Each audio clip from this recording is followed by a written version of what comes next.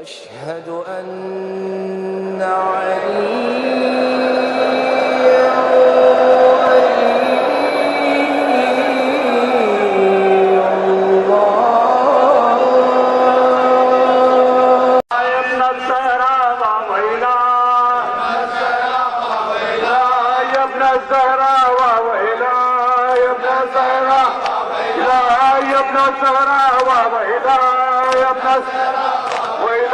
يا ابن الزهراء وإلهي مرحبا لا وإله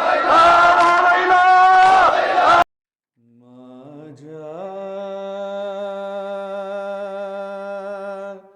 جاء ہے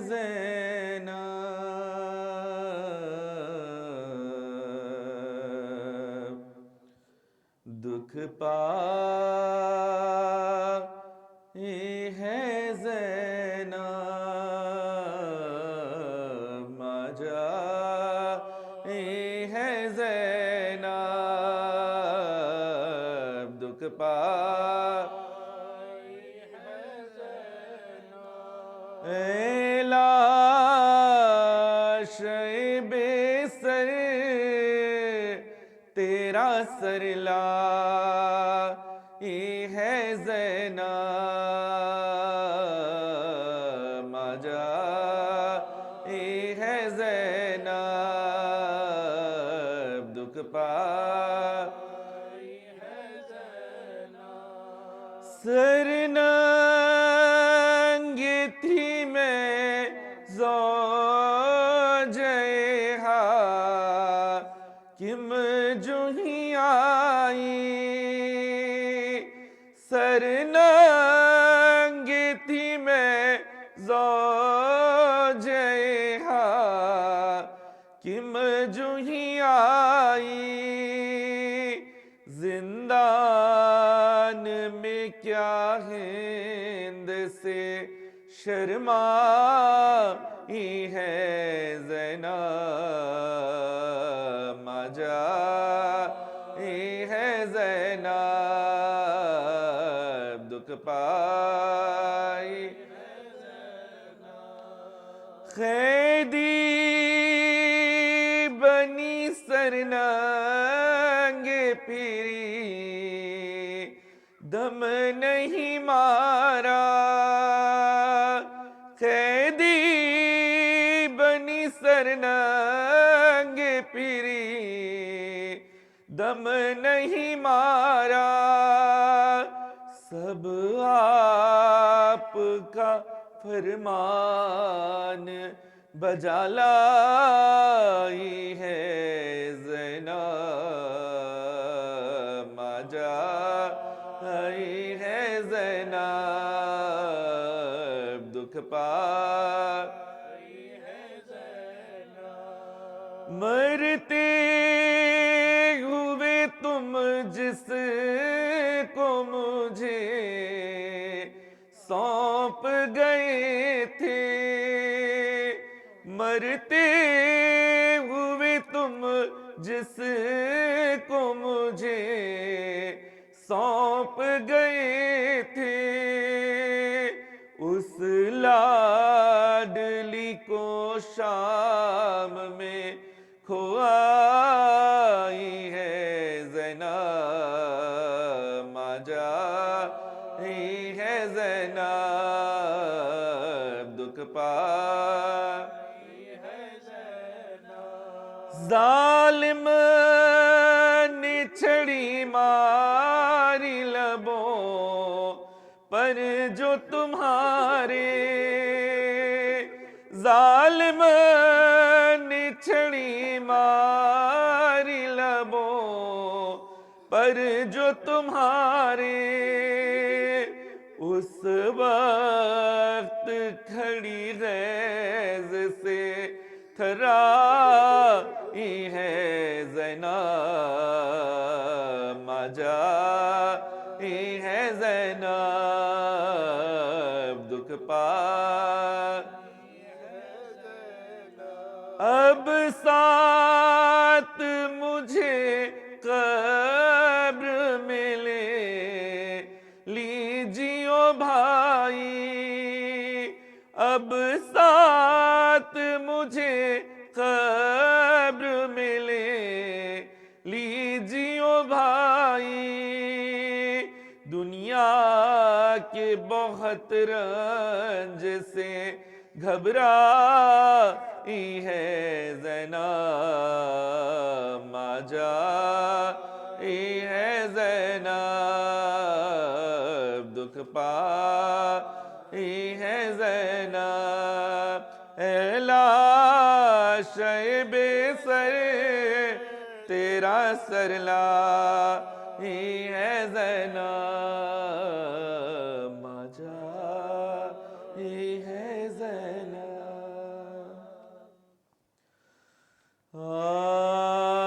بھیا میں بن تمہارے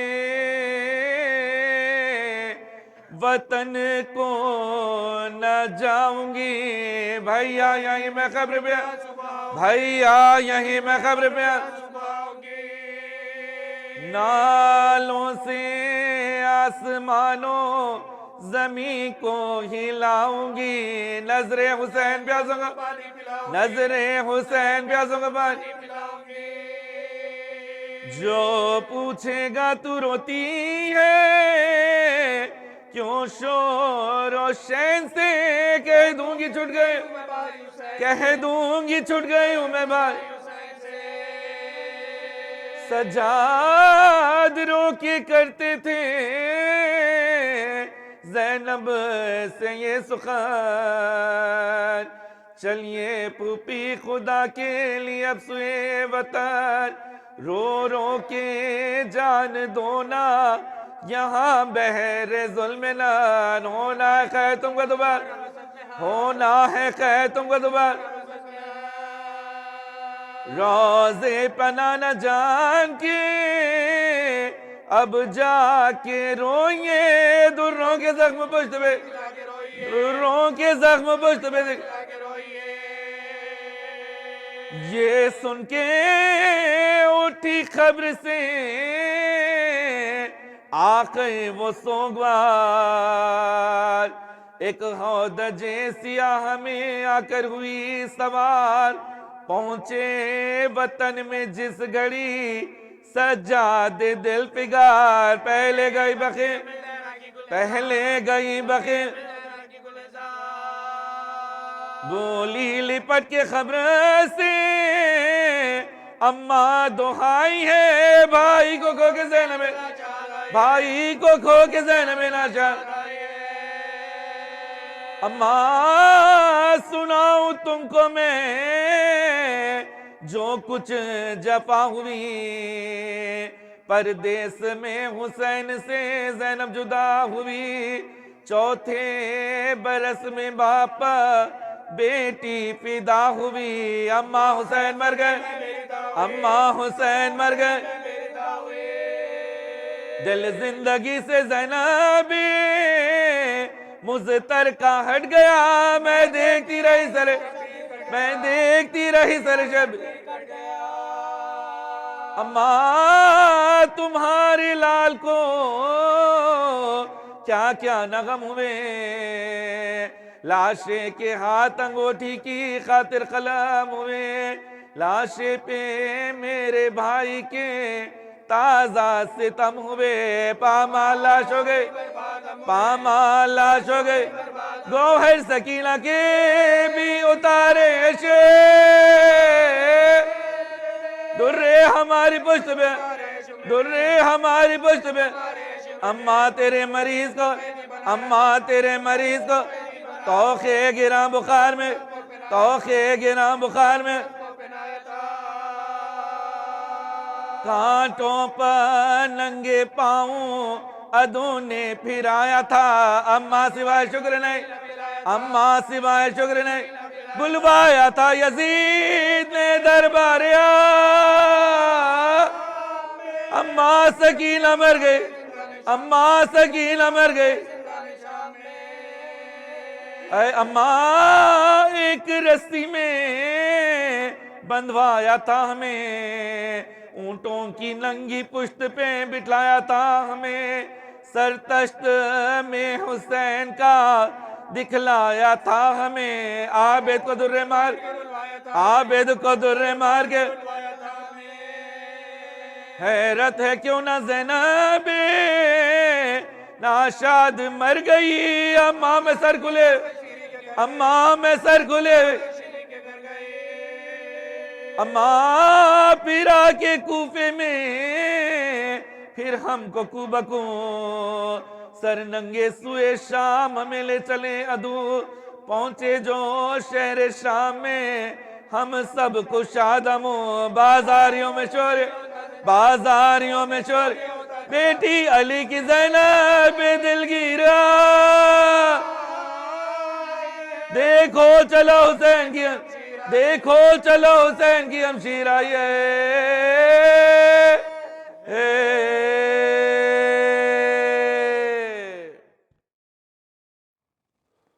اعوذ باللہ من الشیطان الرجیم، بسم اللہ الرحمن الرحیم، الحمد للہ رب العالمین، الذي جعلنا من المتمسكين بالعروة الوثقى ومن الباكين على سيد الشهداء، الذي هدانا لهذا وما كنا لنهتدي لولا أن هدانا الله، لقد جاءت رسل ربنا بالحق، الصلاة والسلام والتحية والإكرام على البشير النذير والسراج المنير ورحمة الله على العالمين بالقاسم والزهراء محمد وعلى سيد المطهر أبي شبير وشبر أمير المؤمنين علي بن أبي طالب وعلى أهل بيته الطيبين الطاهرين المعصومين المظلومين، لا سيما على بقية الله الأعظم الحجة الثاني عشر المهدي المنتظر، روحي وأرواح العالمين لتراب مقدمه الفداه، عجل الله تعالى فرجه الشريف، ولعنة الله على أعدائهم ومنكر فضائلهم وغاصب حقوقهم أجمعين من الآن إلى قيام يوم الدين، لا سيما على الجبت والطاغوت. أما بعد فقد مولانا أبي عبد الله الصادق عليه السلام من أراد الله به خير يجعل في قلبه حب الحسين وحب زيارته. صلوات پڑھیں محمد وعلى محمد. عجیب سی مصحف ناطق نے فضیلت امام حسین علیہ السلام کے حوالے سے ایک روایت بیان کی. اللہ اگر کسی بندے مومن کے ساتھ خیر کا ارادہ کرنا چاہتا ہے تو یجعل فی قلبہ حب الحسین وحب زیارته، تو اللہ اس کے دل میں امام حسین کی محبت اور امام حسین کی زیارت کی چاہ پیدا کر دیتا ہے. خیر دنیا و خیر الآخرہ کا اگر ترجمہ کیا جائے تو وہ زیارت حسین علیہ السلام کا خلاصہ ہوگا. اگر اللہ کسی کے ساتھ نیکی کرنا چاہتا ہے، خیر کرنا چاہتا ہے، تو اسے ایک تحفہ زیارت حسین علیہ السلام کی زیارت کی محبت، چاہت اس کے دل میں ڈال دیتا ہے، اور وہ انسان پھر چل پڑتا ہے اس سید الشہداء کی زیارت کے لیے. روایت یہیں پر ختم نہیں ہوتی. وَمَنْ أَرَادَ اللَّهُ بِهِ السُّوءَ قَذَفَ مِنْ قَلْبِهِ حُبَّ الْحُسَيْنِ وَحُبَّ زِيَارَتِهِ. اگر اللہ کسی کے ساتھ برائی کرنا چاہتا، اچھا یہاں رک کر کے یہ کہہ دوں، یہ جبر کے مرحلے سے نکل کر کے ہیں، کیونکہ مولا نے یہ جو حدیث میں ایک دو فقرے بیان کیے کہ جس کا پہلا ٹکڑا یہ ہے کہ اگر اللہ کسی کے ساتھ نیکی کرنا چاہتا ہے تو اس کے دل میں مولا حسین کی محبت اور زیارت کی چاہت پیدا کر دیتا ہے، اور اگر کسی کے ساتھ برائی کرنا چاہتا ہے تو اس کے دل سے امام حسین کی محبت اور زیارت کی چاہت کو ختم کر دیتا ہے۔ تو یہ جبر کے مرحلے میں داخل نہ ہو، یعنی امام یہ بتانا چاہتے ہیں مومن کا شاید کوئی عمل ایسا ہے کہ جو اللہ کو اگر پسند آئے اور وہ عمل کی بنا پر اللہ خیر کرنا چاہے تو اللہ پھر زیارت کی توفیق عطا کرتا ہے۔ ویسے ہی چند اعمال ایسے ہیں کہ جس کی وجہ سے انسان زیارت سے محروم نظر، کئی ہزار روپے، کئی قسم کی نعمتوں سے سرفراز ہو رہا ہے، پیسے بے انتہا موجود ہے، پھر بھی زیارت پہ نہیں جا پا رہا ہے۔ ایک وہ انسان ہے کہ جو ایک معمولی سا نوکر ہے، پھر بھی وہ ہر سال کہیں نہ کہیں سے اسباب فراہم ہو گئے، چلا آیا، کہاں سید الشہداء کی زیارت کو جا رہا ہوں۔ وہ انسان کہ جو کروڑوں لاکھوں روپے اپنے پاس رکھا ہے، توفیق سلب ہو رہی ہے، اسے چاہیے یہ کہ اپنے نام اعمال پر تھوڑا سا عمل کرے، اپنے روزمرہ کی زندگی پہ کوئی ایک ایسا عمل سرزد ہو رہا ہے کہ جس کی وجہ سے دل سے محبت زیارت سلب ہے، اس کے توفیقات سے وہ چیز نکلی ہوئی ہے۔ ایک صلوات پڑھے محمد و آل محمد پر۔ مسئلہ یہ ہے کہ یہ زیارت ہے کیا کہ جس کو اللہ نے تحفے کے طور پر ایک مومن کو عطا کیا ہے۔ کہا اگر اس کو دیکھنا ہو تو 11ویں امام حسن عسکری علیہ السلام، مولا فرماتے ہیں علامات المومن 5، مومن کی 5 علامتیں ہیں۔ کہا الاول کا جہر بسم اللہ الرحمن الرحیم، والثانی صلاة 51 رکعہ، والثالث کہا التختم بالیمین، والرابع کہا تعفیر الجبین، والخامس زیارت الاربعین۔ یہ ہے کیا زیارت؟ کہا امام فرماتے ہیں مومن کی 5 علامتیں ہیں۔ پہلی علامت کہا مومن وہ ہوگا کہ جو بسم اللہ تیز آواز سے پڑھتا نظر آئے گا جب نماز ہو یا دیگر، چونکہ مطلقاً کہا گیا ہے، یہ نہیں کہا گیا کہ نماز سے پہلے بسم اللہ تیز آواز سے پڑھتا نظر آئے، اگرچہ کہ نماز سے پہلے ضروری ہے چونکہ سورہ کا جز ہے اس لیے وہ مورد زیادہ ذکر کیا جاتا ہے۔ بسم اللہ الرحمن الرحیم جب بھی مومن پڑھتا نظر آئے گا وہ تیز آواز میں پڑھتا نظر آئے گا، بلند آواز میں۔ یہ پہلی صورت۔ کہا دوسری صورت کون سی ہے، دوسری علامت کون سی ہے؟ کہا دوسری علامت یہ ہے کہ وہ 51 رکعت نماز، واجب اور مستحب نمازوں کو ملا کر کے 51 رکعت نماز دن میں پڑھتا نظر آئے گا۔ کہا تیسری علامت کیا ہے؟ کہا تیسری علامت تختم بالیمین، وہ اپنے داہنے ہاتھ میں انگوٹھی پہنتا نظر آئے گا۔ اچھا اس کے بعد پھر مسلسل 2 اور علامتیں ذکر ہوئی۔ کہا کون سی ہے؟ کہا چوتھی علامت یہ ہے کہ وہ خاک پر سجدہ کرتا نظر آئے گا۔ کہا 5ویں علامت کون سی ہے؟ کہا 5ویں علامت یہ ہے کہ وہ ابا عبداللہ الحسین کی زیارت پہ جاتا نظر آئے گا۔ 40 پر یا تو زیارت پڑھتا نظر آئے گا روزے 40 کی، یا زیارت 40 کرتا نظر آئے گا، یا زیارت 40 جو ذکر کی گئی ہے اسے روزے 40 پڑھتا نظر آئے گا۔ یہ تمام تر ترجمے اس کے ہو گئے، لیکن آپ نے ان 5 علامتوں میں ایک چیز غور کی، ان 5 علامتوں کو جب آپ خلاصہ کریں گے یہ علامتیں ہم سے کس چیز کا مطالبہ کر رہی ہیں، تو آپ ان علامتوں کو 2 ہی حصوں میں تقسیم پائیں گے۔ کچھ علامتیں وہ ہیں کہ جو علی ابن ابی طالب سے مختص ہیں، کچھ علامتیں وہ ہیں جو سید الشہداء سے مختص ہیں۔ کہا وہ کیسے؟ کہا آپ پہلی علامت دیکھیے۔ کہا پہلی علامت وہ ہے جہر بسم اللہ الرحمن الرحیم، بسم اللہ الرحمن الرحیم کو بلند آواز سے پڑھتا نظر آئے تو سمجھ جانا مومن ہے۔ تو کہا یہ جائے گا کہ یہ بسم اللہ ہے کیا؟ تو پوری روایت کا خلاصہ یہی تو تھا، جو کچھ بھی 4 کتابوں میں ہے وہ قرآن میں ہے، جو کچھ بھی قرآن میں ہے وہ الحمد میں ہے، جو کچھ بھی الحمد میں ہے وہ بسم اللہ میں ہے، جو کچھ بھی بسم اللہ میں ہے وہ بائے بسم اللہ میں ہے۔ اور علی نے کہا کہ انا النقطۃ تحت الباء، جب بھی بسم اللہ مومن پڑھے گا اس کے تصور میں یہ آئے گا کہ یہ بسم اللہ میرے مولا کی ولایت پر خاص دلیل ہے۔ بسم اللہ الرحمن الرحیم کہا اس کو بلند آواز میں. اس کے بعد کیا کہا؟ 51 رکعہ، 51 رکعت نماز. اما یہ نماز ہے کیا؟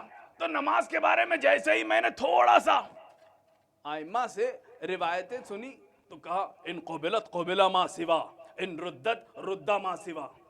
عجیب سا لہجہ ملا. اگر یہ قبول تو ساری عبادتیں قبول، اگر یہ رد کر دی گئی پھر کوئی عبادت قبول نہیں ہوگی. اچھا، اتنی شدت بھرا لہجہ اور اس انداز کا لہجہ ہمیں روایات کی دنیا میں یا تو نماز کے لیے ملا یا پھر آیات کی دنیا میں یا ایھا الرسول بلغ فإن لم تفعل فما بلغت رسالتہ. اگر یہ نہیں پہنچایا تو پھر کچھ نہیں پہنچایا. لہجہ دونوں کا ایک ہے. یہاں لہجہ یہ کہہ رہا ہے اگر یہ قبول تو ساری عبادتیں قبول. وہاں یہ کہا جا رہا ہے کہ اگر اس کو نہیں پہنچایا تو پھر کار رسالت کا کوئی کام انجام نہیں دیا. اچھا، بات یہی نہیں رکتی. ہم نے تھوڑا سا اور مطالعہ کیا. جہاں کے اوپر جہنمیوں سے جنتی سوال کرتے نظر آئے، ماذا سلککم، ما سلککم فی سقر، تمہیں جہنم میں کس نے پہنچا دیا؟ تو ان لوگوں نے برجستہ یہی تو کہا تھا، لم نک من المصلین، ہم عبادت گزار نہ تھے، نمازی نہ تھے. میں کہوں تمہاری مسجدیں تو نمازیوں سے بھری ہوئی ہوتی تھی، اب تم کہہ رہے ہو کہ ہم نمازی نہیں تھے. یہ دوسری والی جو علامت ہے اس کو اگر غور سے دیکھیں گے اور روایات کی دنیا میں جائیں گے تو روایات میں اس آیے مبارکہ کی جہاں تفسیر کی گئی کہ جہاں یہ کہا جا رہا ہے کہ لم نک من المصلین، عبادت گزار یا نمازی ہم نہیں تھے، اما تم تو ہر مرتبہ ہر وقت الگ الگ نمازیں پڑھتے نظر آتے تھے، اب نمازی نہ ہونے کا دعویٰ کیسے کر رہے ہو؟ کہا ہم ویسی نماز نہیں پڑھتے تھے جیسی مطلوب تھی. کہا کون سی نماز؟ کہا بغیر ولایت علی کے پڑھتے تھے، ہماری منہ پہ مار دی گئی ہے. سروات پڑھ دے محمد و آل محمد پر. تو یہ دوسری علامت جس میں کہا گیا 51، حتیٰ کہ بعض روایتوں میں ہے مومن امیر المومنین کے زمانے میں جب یہ پہچاننا کوئی چاہتا تھا کہ کون ہے جو علی کا چاہنے والا ہے تو کہا یہ دیکھو مسجد میں کون سب سے پہلے داخل ہو رہا ہے اور کون مسجد میں سب سے آخر میں نکل رہا ہے، سمجھ جانا وہ علی کا چاہنے والا ہے. تو یہ نماز کی بڑی، حتیٰ کہ مصحف ناطق امام جعفر صادق علیہ السلام،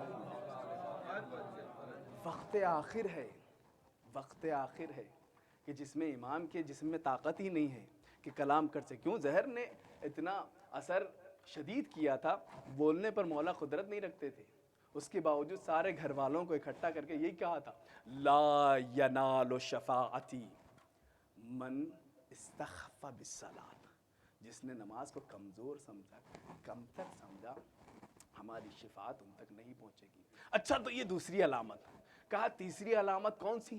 کہا تختم بالیمین، وہ ہاتھ میں کون سے والے؟ کہا یمین، داہنے ہاتھ میں وہ انگشتری پہنتا ہو وہ مومن کی علامت ہے. کہا داہنے ہاتھ میں انگشتری جہاں پہننے کا تذکرہ ہے وہاں روایتوں میں ملا کہ دیکھو جہاں تم اپنے داہنے ہاتھ میں انگوٹی پہننا چاہتے ہو تو 2-3 صورتیں اس کی بیان کی. کہا مولا غریب ہوں، میرے پاس اتنے پیسے نہیں ہیں کہ چاندی کی انگوٹھی بنا کر کے اس میں نگ سجا کر کے پہنوں. تو کہا اگر تم دھاگے کو بھی اس نیت سے باندھ لو گے کہ یہ میرے لیے انگوٹھی یا انگشتری کی نیت سے، تو کہا گیا یہ تمہارے لیے وہ علامت قرار پائے گی. کسی نے پوچھا مولا پتھروں کی دنیا میں کون سا پتھر ایسا ہے کہ جس کو میں ہاتھ پر سجاؤں؟ تو مولا نے یہی تو فرمایا تھا. حتیٰ رسول اللہ نے بھی کہا دیکھو اگر پتھروں میں پتھر پہننا ہو تو اس پتھر کو پہنو کہ جس نے علی ابن ابی طالب کی ولایت سب سے پہلے قبول کی تھی.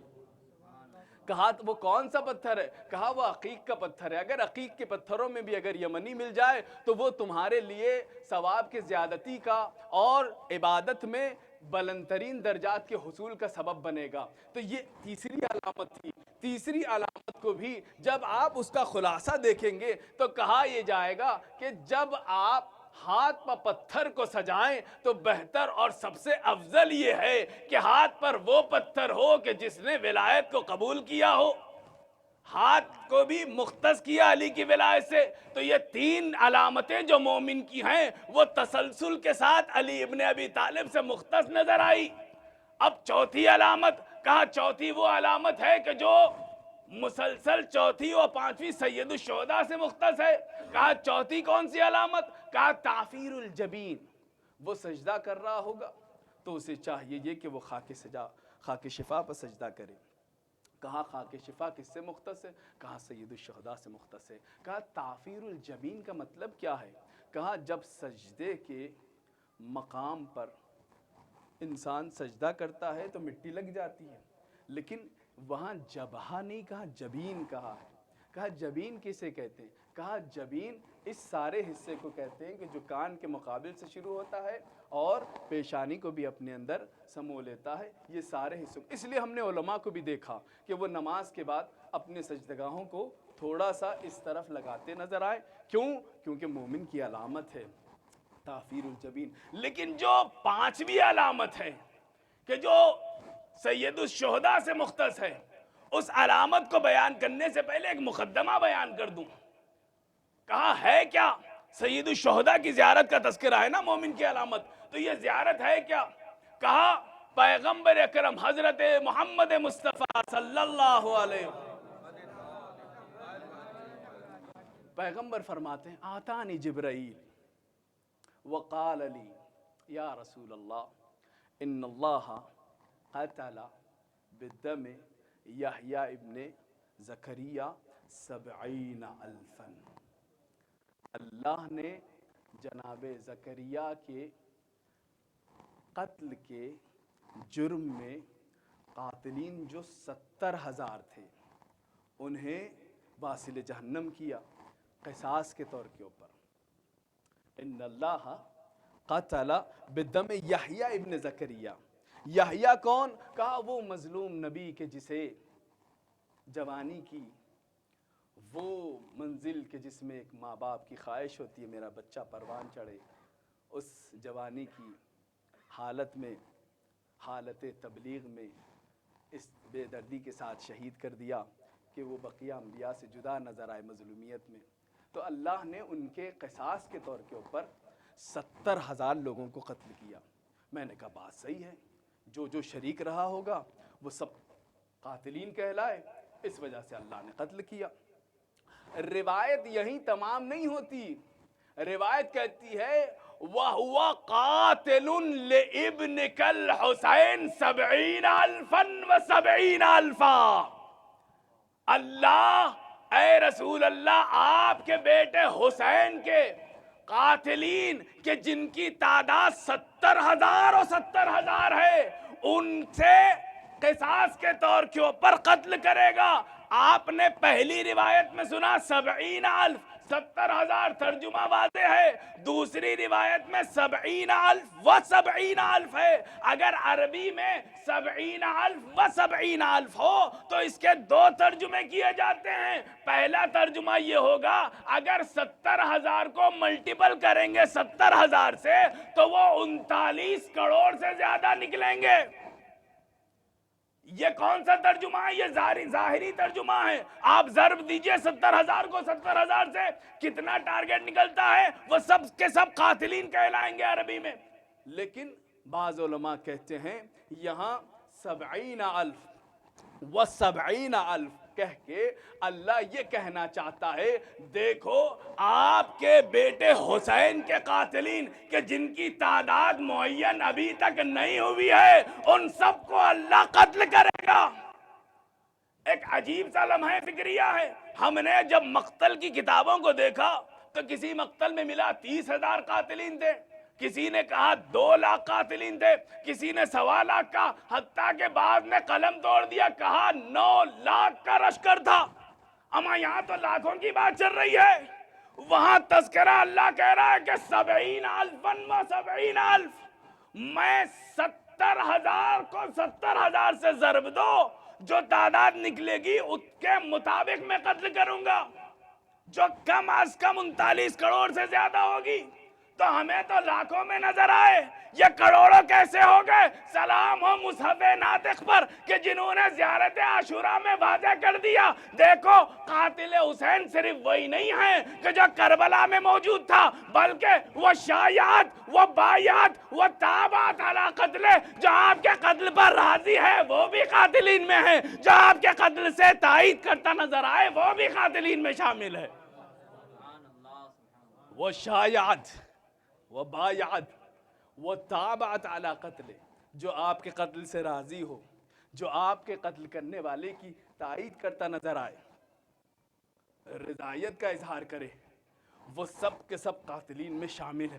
پتہ کیسے چلے کہ یہ قاتلین میں ہے کہ نہیں ہے؟ ظاہراً تو ہمیں پتہ نہیں چل پاتا کہ یہ اس کو کہاں رکھے، کس میں شمار کریں، قاتلان حسین میں کریں یا اس میں کریں جو قاتلان حسین سے بری الذمہ ہیں۔ کہا ایک علماء نے موضوع دیا، ایک علماء نے علامت بتائی، دیکھو اگر یہ پہچاننا ہو کون ہے جو قاتلین حسین میں شامل ہے تو بس اتنا دیکھو یزید کو رضی اللہ کون کہہ رہا ہے۔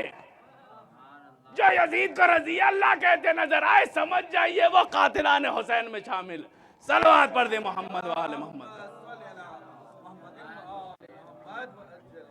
اچھا اچھا تو ایک بڑا فارمولا اور علامت بہترین مصحف ناطق، اچھا یہی قرآن مجید میں بھی ہے۔ جب وقت کا امام تیزی سے دشمنان اسلام کو، قاتلان حسین کو قتل کرتے چلیں گے تو لوگوں نے وہ روایت لا تسرف فی القتل، اگر کسی نے کسی کے ساتھ ظلم کیا اور کسی کو قتل کیا تو اس کے قصاص کے طور پہ اتنا ہی قتل کرو جتنا اس نے قتل کیا ہے، اسراف مت کرو، زیادہ ظلم مت کرو۔ تو کہا گیا یہ جو امام مہدی کے لیے روایتیں ملتی ہے کہ جب وہ اپنی تلوار چلائیں گے تو خون کی ندیاں بہنے لگے گی، تو اس کا مطلب یہ ہوگا کہ وہ جتنے قاتلین ہیں ان سے زیادہ کو قتل کر رہے ہیں، تبھی تو مقدار زیادہ ہو گئی۔ تو یہ حدیث آگے بڑھ کے آواز دے گی، نہ ہر وہ انسان کہ جو آپ کی شہادت کے خلاف یزید کے عمل کو صحیح کہتا نظر آئے گا وہ داخل ہوگا قاتلان حسین میں۔ اچھا مرحلہ یہیں تک نہیں ختم ہوتا ہے، علامت کیا ہے ان کی پہچان کیا ہے، ان کا حسب و نسب کیا ہے؟ اگر حسب و نسب جاننا ہو تو آؤ سید الشہداء کے لال مولا امام سجاد کو دیکھو، وہ حسب و نسب بیان کر رہے ہیں۔ جانتے ہیں حسب و نسب کیا ہے اس کا کہ جو قاتلان حسین میں شامل ہوگا جس وقت یزید کے دربار میں سید الشہداء کے قتل کے بعد یزید نے امام سجاد سے کہا کیف رأیت یا علی ابن الحسین، آپ نے کیسے پایا ہماری جیت کو، ہماری فتح کو؟ امام نے یہی کہا رأیت ما قضاہ اللہ قبل ان یخلق السماوات والارض، میں نے وہی تو دیکھا کہ جس کو اللہ نے زمین و آسمان کی خلقت سے پہلے طے کر دیا تھا۔ اچھا جب یہ جواب سنا میں کیا بتانے کون سا ربط ہے ان کا نسب کیا کن سے جا کر کے ملتا ہے قاتلان حسین کا، یہ امام سجاد نے بتایا۔ جب یزید نے یہ جواب سنا کہ یہ تو زمین و آسمان کی خلقت سے پہلے کی باتیں کر رہے ہیں، گھبرا کر کے اپنے حوالی موالیوں سے مشورہ کرتا ہے میں کیا کروں ان کا؟ سب نے مل کر کے ایک ہی جواب دیا اقتلوہ، انہیں قتل کر دو۔ جیسے امام نے یہ جملہ سنا ایک مرتبہ ایک جملہ کہا یزید لقد اشار علیک ہؤلاء بخلاف ما اشار علیہ جلساء فرعون حیث شاوروا فی موسیٰ و ہارون قال ارجع واخاہ۔ ہاں یزید تیرے حوالی موالیوں نے بے عینہی جناب موسیٰ و ہارون کے لیے فرعون نے جو اپنے حوالی موالیوں سے مشورہ لیا تھا اس مشورے کے خلاف مشورہ دیا۔ موسیٰ و ہارون کے لیے جب حوالی موالیوں سے فرعون نے مشورہ لیا تو قرآن نے کہا ان سب نے یہی کہا تھا موسیٰ کو اور ہارون کو ابھی جانے دو، ان سے کہنا کہ عید کے دن آئے، ہم بھی اپنی طاقت دکھائیں گے، ہم بھی اپنا علم دکھائیں گے، ہم بھی اپنا جادو دکھائیں گے، اور جناب موسیٰ کو کیا کریں گے؟ پست کریں گے، ہرائیں گے۔ لیکن تیرے تمام تر حوالی موالیوں نے ہمارے قتل کا حکم دیا، وَلِہَذَا سَبَبٌ، وہاں موسیٰ اور ہارون کے حوالے سے فرعون کے حوالی موالیوں نے جو مشورہ دیا تھا وہ کیوں کر تیرے حوالی موالیوں سے جدا ہوا، اس میں بڑا سبب ہے۔ میں یہاں اس سے پہلے کہ وہ سبب بیان کروں، مولا سجاد نے یزید کو فرعون سے مشابہ کر کے دو بڑے خلاصے کر دیے۔ دیکھو جیسے فرعون اپنے دعوی خدائی میں جھوٹا تھا، یزید تو ویسا ہی دعوی خلافت میں جھوٹا ہے۔ دوسرا مرحلہ کہا دیکھ جیسے اللہ نے فرعون کو قیامت تک کے لیے عبرت بنا دیا، اللہ تجھے بھی قیامت تک عبرت بنا دے گا۔ کوئی ماں اپنے بچے کا نام تیرے نام پہ نہ رکھے گی۔ یہ دو بڑے خلاصے۔ کہا وہ سبب کیا تھا کہ جس کی بنا پر یزید کے حوالی موالی اور فرعون کے حوالی موالیوں نے وہاں موسیٰ کے لیے جو مشورہ لیا، کہاں ان لوگوں نے فیصلہ دیا جانے دو، یہاں یزید کے حوالی موالیوں نے کہا قتل کر دو۔ امام کہتے وَلِہَذَا سَبَبٌ، کہا سبب کیا تھا، ریزن کیا تھا، وجہ کیا تھی؟ کہا سبب و ریزن یہ تھا اِنَّ ہَؤُلَاءِ رَشَدَا، وہ سب کے سب رشدہ تھے، اور وَهَؤُلَاءَ الَّذِي حَوْلَكَ غَيْرُ رَشْدِكَ، وہ رشدہ تھے، تیرے حوالی موالی جو ہیں وہ غیر رشدہ ہے۔ ہم نے رشدہ کا معنی دیکھا، کہتے ہیں رشدہ کا معنی یہ ہے کہ جس کے ماں کا تو پتہ ہو باپ کا پتہ نہ ہو اسے رشدہ کہتے ہیں۔ یعنی امام یہ بتانا چاہتے ہیں دیکھ جو کوئی بھی میرے بابا کے قتل کے بعد میرے قتل کا مشورہ دے رہا ہے وہ وہی ہوگا کہ جس کی ماں کا تو پتہ ہوگا باپ کا پتہ نہیں ہوگا۔ یہ پہلا۔ اور دوسری چیز کیا کہا؟ کہا وہ فرعون کے جو بھی حوالی موالی تھے وہ رشدہ تھے، اس بنا پر جب جناب موسیٰ کے سامنے معجزے کو دیکھا تو سجدہ ریز ہو گئے اور ایمان لے آئے۔ کیوں؟ کیونکہ وہ رشدہ تھے، ان کی ماں کے ساتھ ساتھ باپ کا بھی پتہ تھا۔ اچھا امام نے یہیں پر بات تمام نہیں کی، یہ کس کا حسب و نسب بتایا؟ کہا وہ جو یزید کے حوالی موالی تھے، اب امام یزید کے باپ دادا کا نسب و حسب بتاتے ہوئے کہہ رہے ہیں لا يقتل الانبیاء ولا اولاد الانبیاء الا اولاد الادعیاء۔ اے یزید تو جانتا ہے تو کس کا بیٹا ہے؟ میرے نانا رسول نے کہا دیکھ نہ تو نبی کو کوئی قتل کرے گا نہ اولاد نبی کو کوئی قتل کرے گا مگر وہی کہ جو ادعیاء کی اولاد ہوگا۔ کہا ادعیاء کیسے کسے ہیں؟ کہتے ہیں ادعیاء اسے کہتے ہیں کہ جس میں ماں کسی کے بچے کو کسی سے منسوب کرتی نظر آئے۔ کہا یہ کیوں کر رہی ہے ماں؟ کہا خود ماں کو پتہ نہیں ہے کس کا بیٹا ہے۔ اسی وجہ سے تاریخ میں ملتا ہے کہ بہت سارے ایسے ہوں گے کہ جس کو قیامت کے دن ماں کے نام سے بلایا جائے گا، لیکن وہ واحد خوش نصیب انسان ہوگا کہ جس میں علی ابن ابی طالب کی دل میں محبت و ولایت ہوگی۔ کہا یا علی صرف تمہارے چاہنے والے وہ باپ کے نام سے بلائے جائیں گے۔ یہ حسب و نسب تھا، یہ علامتیں کہ جو مولا سجاد بتا رہے ہیں یہ آپ جوڑیے تو آپ کو پتہ چلے گا جس کی زیارت کے لیے آپ آئے ہیں کہ جو مومن کی علامتوں میں سے 5ویں علامت ہے۔ پوچھا گیا، روایت سنیں گے آپ، پوچھا گیا امام جعفر صادق علیہ السلام سے مولا یہ علامت ہے کیا؟ یہ ہے کہ یہ جو زیارت کے لیے لوگ تڑپ تڑپ کے آ رہے ہیں؟ کہا فَمَن يَرْغِبْ أَن يَكُونَ مُحِبًّا لَنَا أَهْلِ الْبَيْتِ، جو کوئی بھی یہ چاہتا ہے کہ وہ ہمارا محب اور ہمارا چاہنے والا بن جائے، فَلْيَرْغِبْ لِزِيَارَةِ أَبِي عَبْدِ اللَّهِ الْحُسَيْنِ، اسے چاہیے یہ کہ وہ زیادہ سے زیادہ امام حسین علیہ السلام کی زیارت کی رغبت دکھائے۔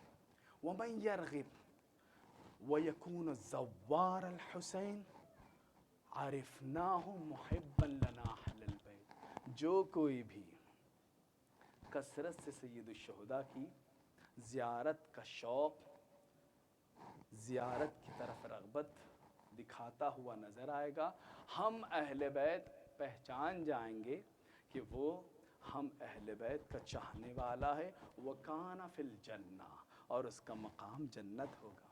یعنی یہ تمام تر علامتیں جو 5 امام حسن عسکری علیہ السلام نے بیان کیا، وہ علامتیں تھیں جو مومن کی پہچان تھی۔ لیکن جب خود اہل بیت سے پوچھا گیا آپ بتائیے آپ کیسے پہچانتے ہیں کہ کوئی ہم اہل بیت کا محب ہے، ہم اہل بیت کا چاہنے والا ہے؟ امام نے کہا ہم یہ دیکھتے ہیں کون کثرت سے زیارت کے لیے جاتا ہے، کون کثرت سے سید الشہداء کی زیارت کے لیے رغبت دکھاتا ہے۔ جو کوئی بھی سید الشہداء کی زیارت کے لیے جانے میں رغبت دکھاتا ہے، کثرت سے زیارت، کیونکہ زائر کہتے ہیں جو ایک آدھ مرتبہ زیارت کرے، زوار کہتے ہیں جو فعال کے وزن پر ہے، جو کثرت سے زیارت کرے۔ اسی لیے ہم نے دیکھا وہ مومن کے جو غریب ہے وہ جب زیارت امام حسین تک نہیں پہنچ پاتا کربلا مولا، تو ہر نماز کے بعد کربلا کا رخ کر کے کہتا ہے السلام علیک یا ابا عبداللہ، مولا میں بھی آپ کے زائر بننا چاہتا ہوں، میں بھی آپ کے زائرین میں شمار ہونا چاہتا ہوں۔ اچھا یہ ہم نے اپنی محبت کا اظہار کیا اور ہر نماز کے بعد طریقہ بنا لیا کہ کربلا کا رخ کر کے کہیں گے السلام علیک یا ابا عبداللہ، لیکن ہم نے مفاتیح الجنان میں ایک عجیب سا واقعہ دیکھا۔ جب زیارت کرنے والا اسے لے جا کر کے قبر میں لٹا دیا گیا تو کہنے والے نے کہا میں جانتا ہوں کئی دنوں تک تکلیف میں مبتلا تھا، نہیں معلوم کل رات میں لا کر کے کسی مومنہ کو یہاں دفن کیا گیا جس مومنہ کی زیارت کے لیے سید الشہداء 3 مرتبہ اس کی قبر میں تشریف لائے، اور تیسری مرتبہ جب لوٹنے لگے تو ایک مرتبہ کہا اس کے ارد گرد موجود تمام لوگوں سے عذاب کو اٹھا لیا جائے۔ وہ عالم دین کہتے ہیں میں نے تلاش کرنا شروع کیا یہ مومنہ کون ہے، آپ سب بہتر جانتے ہیں۔ کہا جب تلاش کرنے کے بعد پتہ چلا وہ ایک لوہار کی بیوی تھی۔ لوہار کے پاس جب پہنچنے کے بعد چاہا کہ اس سے دریافت کرے ایسا کوئی عمل کہ جو میں کہوں کہ اللہ کو بہت پسند تھا، کہ جس کی وجہ سے اللہ نے اپنے خاص بندے حسین ابن علی کو زیارت کے لیے بھیجا ہو۔ کچھ عمل سمجھ میں نہ آیا۔ لوہار نے یہی تو کہا تھا میری زوجہ کی ایک عادت تھی، ہر روز رات کو چھت پہ جاتی، چھت سے کربلا کا رخ کر کے کہتی مولا مجھ غریب کا سلام قبول کیجئے، السلام علیک یا ابا عبداللہ۔ یہ وہ ذات ہے کہ جس کو اللہ نے سب سے جدا رکھا، جس کی زیارت کے لیے آئے ہیں، تکلیفیں اٹھا رہے ہیں نا، دھوپ کی شدت ہے، کبھی پیاس شدت سے لگ رہی ہے، لیکن اس امام نے کتنا خیال رکھا۔ کہا دنیا میں جب زمین کربلا خرید لی ہبا کرتے وقت ایک جملہ سب سے پہلے کہا دیکھو میں ہبا تو کر رہا ہوں، شرط یہ ہے جب میرے زائر آئے تو پہلی شرط یہ کہ میری قبر تک پہنچا دینا، دوسری شرط یہ ہے کہ جب انہیں بھوکا و پیاسا دیکھنا تو انہیں کچھ کھانا کھلا دینا، ان کی پیاس کے لیے سبیل کا انتظام کرنا۔ اجرکم اللہ، اجرکم اللہ۔ یہ سید الشہداء نے دنیا میں تحفہ دیا۔ کوئی ظاہر ایسا نظر نہ آیا جو یہ کہتا نظر آئے 3 دن تک کربلا میں تھا، نہ پانی پینے کو مل رہا تھا، نہ کھانا کھانے کو مل رہا تھا، میرے بچے بھوک و پیاس سے بڑے پریشان ہوئے اس مرتبہ کربلا میں، بڑی تڑپ تھی، بڑی شدت کی پیاس تھی، ہر ایک یہی کہتا نظر آ رہا تھا ہمیں قدم قدم پر پانی پلایا جا رہا تھا، ہر منزل پر ہمیں کھانا کھلایا جا رہا تھا، اگر کوئی زائر کھانا نہ کھاتا اس کے قدموں کو پکڑ کے خادم کہتا مجھ پر رحم کر 2 لقمے کھانا کھا لے، کچھ گھونٹ پانی پی لے، میں تیرا احسان مند رہوں گا۔ اجرکم اللہ، اجرکم اللہ۔ اس امام کی زیارت کے لیے آئے ہیں کہ جس نے امام نے بعض روایتوں میں ملتا ہے وہ ہر مومن کی زیارت کے لیے آتے ہیں، خاص طور سے جو ان کی زیارت کرتا ہے۔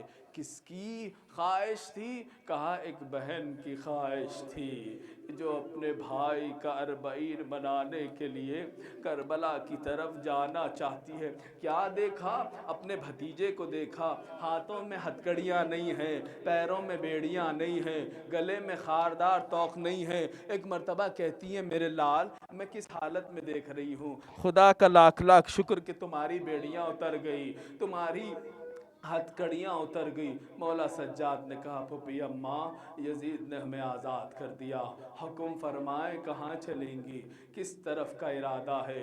بی بی زینب نے پہلے یہی تو جملہ کہا تھا، میرے لال تو یزید سے کہہ دے ہمیں ایک حجرہ دے دے جس میں میں اپنے بھائی پر پہلے دل بھر کے گریہ کروں گی، اس کے بعد پھر کہیں جانے کا ارادہ کروں گی۔ نہیں معلوم بی بی کے دل میں بھائی پر گریہ کرنے کی کتنی تمنا تھی، سب چھوڑ دیا، پہلے بھائی پر گریہ کرنے لگی۔ جب گریہ کر کے دل بھر آیا تو کہا سید سجاد ان سے کہو ہمارا سامان لوٹا دے، ہم کربلا جائیں گے پھر مدینے جائیں گے۔ جب یہ واقعہ اور یہ جب حکم سنا، جا کر کے یہ پیغام پہنچایا کہ ہم یہاں سے روانہ ہونا چاہتے ہیں۔ جب روانہ ہونے کا مسئلہ آیا تو سارے تبرکات لوٹانے لگے۔ جب تبرکات لوٹانے کی باری آئی تو جب ایک ایک کر کے تبرک آنے لگا تو ان میں کچھ تبرکات ایسے آئے کہ جس کو دیکھ کر کے اہل حرم نے گریہ کیا۔ سب سے پہلے چادریں آنے لگی۔ جب چادریں آنے لگی ہر بی بی آگے بڑھتی، اپنی چادر لے کے سر پر رکھتی، شکر کا سجدہ بجا لاتی۔ ساری چادریں بیویوں کو مل گئی، ایک ننھی سی چادر رہ گئی جس چادر کو دیکھ کے تمام بیویوں نے گریہ کیا۔ میرا دل کہتا ہے سب نے زندان کی طرف رک کر کے یہی کہا گا اے سکینہ بڑی تمہیں خواہش تھی پھوپھی اماں میری چادر نہیں ہے نہ میرے بال بڑے ہیں، اپنا چہرہ کیسے چھپاؤں، اے سکینہ تمہاری چادر آ گئی میرے لال۔ ہاں منزل گزری، وہ منزل آئی کہ جہاں پر تبرکات لوٹایا جانے لگا، اس میں ایک کرتا چلا۔ جیسے ہی وہ کرتا آگے بڑھا، کسی نے پوچھا یہ پھٹا ہوا کرتا کس کا ہے کہ جس پر خون لگا ہوا ہے، ہر طرف سے خون لگا ہے، یہ کرتا پھٹا ہوا ہے۔ کسی نے کہا یہ وہ کرتا ہے کہ جس کو سید الشہداء نے آخری وقت جب خیمے میں رخصت کے لیے گئے تھے تو پہلے کچھ اور پہنا ہوا تھا، بعد میں امام نے ایک پھٹا ہوا کرتا پہن کر کے میدان کا رخ کیا تھا۔ کہا یہ کرتا کون سا کرتا ہے؟ کہا یہ وہ کرتا ہے کہ جسے سیدہ نے اپنے ہاتھوں سے سلا تھا، حسین نے اسے جگہ جگہ سے چاک کر دیا تھا۔ کہا کیوں؟ کہیں میرا لاشا بے گور و کفن جب ہو تو میرے جسم پر یہ کرتا باقی رہے۔ ملعون نے وہ کرتا بھی نہ چھوڑا، زینب نے تڑپ کے وہ کرتا لے لیا۔ اجرکم اللہ اجرکم الزہرا۔ منزل آگے بڑھی، اب وہ منزل آئی کہ جس پر کوہرام برپا ہو گیا۔ کہا شہدائے سر واپس لوٹا دو۔ ایک مرتبہ سرہائے شہداء آنے لگے، علی اکبر کا چاند تک چہرہ جب وہ سر آیا، ام لیلا آگے بڑھی، آگے بڑھ کے اپنے لال کے چہرے کو دیکھا اور سر کو لے کے رخسار اپنا رخسار پہ رکھ دیا ہوگا۔ جب قاسم کا سر آیا، ام فروہ نے آگے بڑھ کے لے لیا ہوگا۔ ہاں جب عباس کا سر آیا ہوگا، ام کلثوم نے آگے بڑھ کے لے لیا ہوگا۔ مولا حسین کا جب سر آیا، زینب آگے بڑھی، آگے بڑھ کے سر کو لے لیا، اے میرے بھائی حسین۔ لیکن جب یہ گریہ ہو رہا تھا، دو ننھے سے سر وہی رہ گئے۔ کہا یہ کس کے سر ہے؟ کہا یہ اون و محمد کے سر۔ کہا کیا ان کی ماں زندہ نہیں ہے؟ زینب نے کہا ابھی ان کی دکھیاری ماں زندہ ہے، ابھی اپنے بھائی کے ماتم میں مشغول۔ اجرکم اللہ، اجرکم اللہ۔ پھر وہ سر آیا ہوگا کہ جس سر کو آگے بڑھ کے ایک ماں نے اپنی گود میں لے کر کے کہا ہوگا اے میرے لال علی اصغر، تیری ماں تجھ سے شرمندہ ہے، تجھے آخری وقت دودھ نہ پلا سکی۔ آر باب ازا، اب یہ تمام تر قافلہ تیار ہوا، کس انداز سے تیار ہوا؟ محملیں سجائی گئیں، محملوں پر بیبیاں سوار ہو گئیں۔ جب بیبیاں سوار ہو گئی، میرا دل کہتا ہے، میں نے کسی کتاب میں نہیں پڑھا، میں نے یہ دیکھا کہ جب سب کے سر واپس لوٹا دیا گیا تو کسی روایت میں یہ نہیں ملتا کہ تمام سروں کو کسی سواری پر رکھا گیا ہو۔ ہر بیوی نے ہر ایک شہید کے سر کو اپنے گود میں رکھا ہوگا۔ یہ جو سر کربلا سے کوفہ، کوفے سے شام نیزوں پر آئے تھے، اب یہ سر اپنی ماں کے گود میں، اپنی بہن کے گود میں، اپنے بھائی، کسی بہن نے بھائی کا سر لیا ہوگا، یہ اس طریقے سے لوٹنا چاہتے ہیں۔ ہماریاں تیار ہیں، نکلنے والی ہے۔ ایک مرتبہ زینب نے خیمے کا پردہ ہٹایا، کیا دیکھتی ہیں؟ تمام شام کی خواتین جناب زینب کو رخصت کرنا چاہتی ہے۔ جناب زینب نے ہاتھوں کو جوڑ کے کہا اے بیویو، زینب یہاں سے جا رہی ہے، میری ایک امانت، قید خانے میں سکینہ، اندھیرے سے خوف کھاتی ہے، شام کے وقت آنا، میری بچی کی قبر پر ایک شمع جلا جانا۔ اجرکم اللہ، اجرکم الزہرا۔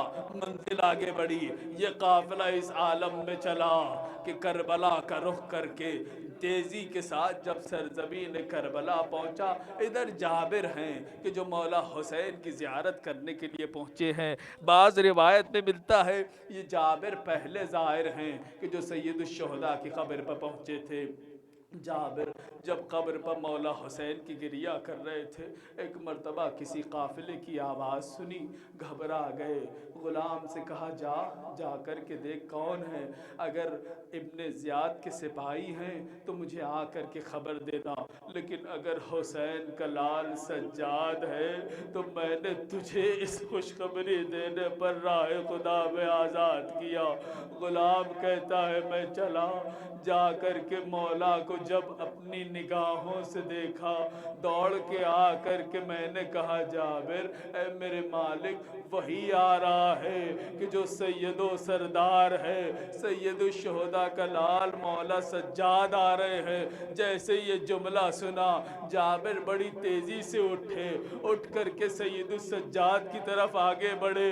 مولا سجاد کو دیکھ کر کے دل نے چاہا جناب سید سجاد کے باہوں میں باہیں ڈال دے۔ سید سجاد نے ہاتھوں سے تھام لیا، کہا میں بغل گیر نہیں ہو سکتا، میرے گلے کا زخم اتنا کاری ہے کہ میں ابھی تک اس زخم سے باہر نہیں نکل پایا ہوں۔ اجرکم اللہ، اجرکم اللہ۔ اس کے بعد منزل آگے بڑھی، وہ منزل آئی کہ جہاں پر تمام تر شہداء کے سر، سارے شہداء کے سر انہیں قبروں کے حوالے کر دیا جانے لگا۔ میں نہیں جانتا کس طریقے سے بیویوں نے دوبارہ قبر میں ان سروں کو دفن کرنے میں سید سجاد کی مدد کی ہوگی۔ ہاں، ایک جملہ ملتا ہے جس وقت زینب پہنچی ہے اپنے بھائی کی قبر پر، ایک مرتبہ ایک جملہ کہا اے میرے بھائی حسین، زینب تجھ سے شرمندہ ہے، زینب وہ ساری مصیبتیں جھیل آئی ہے لیکن تجھ سے شرمندہ ہے، جو امانت تم نے میرے حوالے زینب سے شام کے اندھیرے میں دفن کرائی ہے۔ بھیا سکینہ آخری وقت تک انتظار کرتی رہ گئی، پھوپھی اماں ہم وطن کب جائیں گے؟ زینب نے بھائی کے قبر سے لپٹ کے گریہ کیا، اس کے بعد وہ منزل آئی کہ جہاں سید الشہداء نے، یہ روایت اس کے بعد ختم ہوا، جہاں پر سید سجاد نے تمام بیویوں کو اکٹھا کیا، کہا چلے پھپھی اماں اب جا کر کے نانا کے روزے پہ گریا کریں گے، اماں کی قبر پہ گریا کریں گے، چلیے وطن لوٹ چلیے۔ جناب زینب نے سب کو اکٹھا کیا، تمام بیویاں اکٹھا ہوئی، قبروں سے کیسے جدا ہوئی نہیں پتا، ساری بیویاں سوار ہو گئی، ایک بیوی وہیں قبر پر بیٹھی رہ گئی۔ کہا کون ہے؟ کہا یہ رباب، علی اصغر کی ماں، سکینہ کی ماں۔ کہا اے میرے لال، میں کس کے سہارے مدینے جاؤں، میرا والی و وارث، میری سکینہ شام میں، میرا علی اصغر بابا کے سینے پہ سو رہا، میں کس کے لیے مدینہ جاؤں؟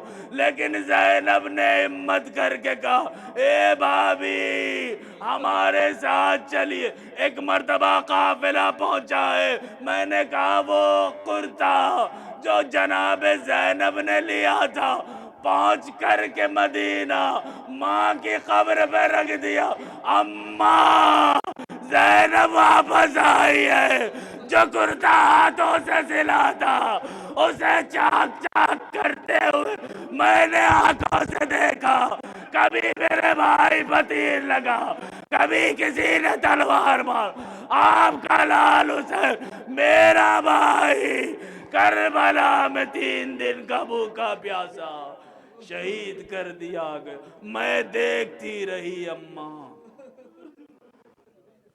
الا لعنت اللہ علی القوم الظالمین وسيعلم الذین ظلموا ای منقلب ینقلبون۔ بالا ہمارے ذکر قلیل کو قبول فرما، تجھ واسطہ محمد و آل محمد کا ہمارے ان آنسوں کو رومال سیدہ میں جگہ عنایت فرما، خدا تجھ واسطہ محمد و آل محمد کا جو بھی بیمار ہیں انہیں بحق کے بیمار کربلا شفا کامل و عاجل عنایت فرما، خدا تجھ واسطہ محمد و آل محمد کا جتنے بھی زائرین طلاب یہاں تشریف فرما، خدایا سید الشہداء کی زیارت ان کی قبول فرما، خدایا ہر سال اس زیارت کی توفیق نصیب فرما، تجھ واسطہ محمد و آل محمد کا ہمارا خاتمہ ایمان پر فرما، وقت کی حجت وقت کے امام کے ظہور میں تعجیل فرما، ہم کو مولا کے غلاموں میں شمار فرما۔